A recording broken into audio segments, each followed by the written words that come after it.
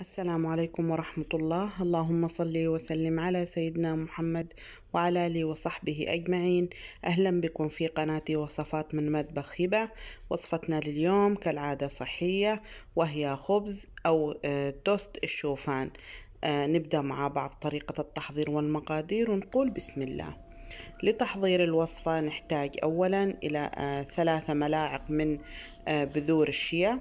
بضيف لهم كوب معياري 250 ملي من الماء، ماء عادي طبعا بدرجة حرارة الغرفة. بترك الماء أو خليط بذور الشيا على جنب. وفي محضرة الطعام بحط ربع كوب من بذور دوار الشمس، وكمان ربع كوب من بذور القرع، وربع كوب من السمسم. بخلط هذه البذور الثلاثة طبعا بمحضرة الطعام إلى أن تصير ناعمة تماما. ممكن تستخدموا طبعا المطحنة حق البن، ممكن تعملوها بمحضرة الطعام. المفروض ان هي تكون ناعمة بهذا الشكل. بحطها طبعا على البولة. طبعا أنا عملت الحبوب هذه علشان تعلي القيمة الغذائية للتوست الشوفان اللي راح أعمله. بعد ما ضفت الحبوب راح أضيف لهم الطحين الشوفان. أنا طبعا طحناه في البيت ناعم جدا، ويعني نخلته علشان يكون ناعم أكثر. بضيف 3 أكواب. زي ما قلت لكم أنا الكوب اللي بعاير فيه سعته 250 مل. بخلطه مع الحبوب اللي فرمتها أو نعمتها في البداية، وبضيف لهم اللي عملناه في البداية اللي هي بذور الشيا مع الماء. طبعا شربت الماء وثخنت زي ما تشوفوا. بضيف لها الآن ملعقة كبيرة من الخميرة الفورية، وبضيف كمان ملح حسب الرغبة أو حسب الحاجة، وببدأ أخلط. الآن معايا كوب من الماء الدافي. بضيفه طبعا على شوية شوية، وببدأ أقلب بالسباتيولا. الخليط هو ما يحتاج عجن باليد. ممكن تقلبوه فقط بالسباتيولا أو بملعقة خشبية، راح يكون معاكم تمام.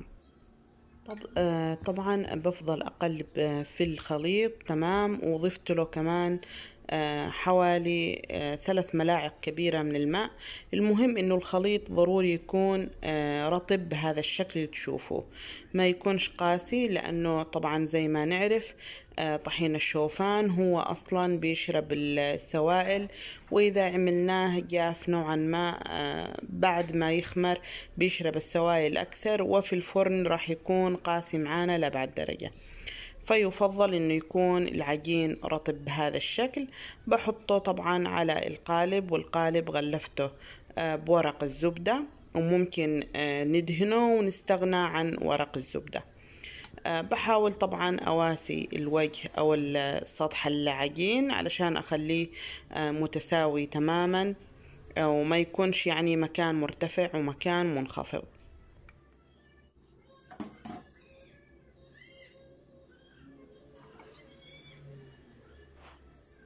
بعد كذا زي ما قلت لكم باستخدام قليل من الماء ببدأ أواسي السطح علشان ما يلصقش العجين في الملعقة. بستخدم قليل من الماء. وطبعا علشان بالمرة نرطب وجه العجين وأحط عليه الحبوب اللي أنا حابة أحطها. بحط الآن شوية من السمسم، وبحط كمان شوية من الحبة السوداء، يعني ملعقة بملعقة. وكمان تقدروا تحطوا من الحبوب اللي طحناها في البداية، سواء حبوب دوار الشمس أو حبوب القرع. تقدروا تعملوا أي شيء أنتم تحبوه. الآن كمان رشة خفيفة من الشوفان الحب مش مطحون. عملت رشة خفيفة كذا للتزيين فقط.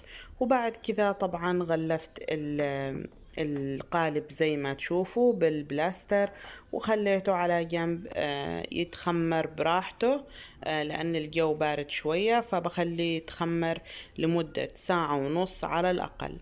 وبعد كذا بنشوف بعد التخمير إيش راح نعمل.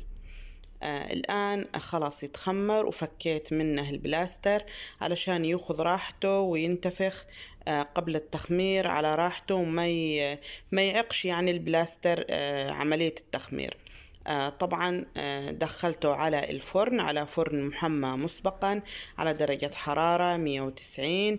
تركته من 45 إلى 50 دقيقة في الفرن من تحت فقط، وبعد كذا بعد ما استوى ولعت عليه الفرن علشان ياخذ لون من فوق. وهذه النتيجة. طبعا طلع خبز حلو جدا، رطب من داخل وهش، يعني كريسبي كذا من خارج، ومن داخل رطب زيادة. طبعا هذا بسبب بذور الشيا هي اللي أعطته رطوبة من داخل ومن خارج، حلو كذا ومتماسك. زي ما تشوفوا أنا قطعته بهذا الشكل، طبعا بسكين مشرشرة أو سكين منشار. قطعته زي التوست وكان حلو جدا، واحتفظت أكلنا منه، واحتفظت بالباقي في الثلاجة، وممكن تحتفظوا فيه كمان في الفريزر. ممكن يجلس معاكم مدة طويلة، تخرجوا احتياجكم فقط وتحموه في الميكروويف، والباقي تحتفظوا فيه لمدة 3 شهور. ممكن يجلس معاكم في الفريزر عادي جدا. أتمنى الوصفة لهنا تكون واضحة وتنال إعجابكم، وإن شاء الله تطبقوها وتنجح معاكم، وحلوة جدا طبعا لمرضى السكر ومرضى حساسية الجلوتين.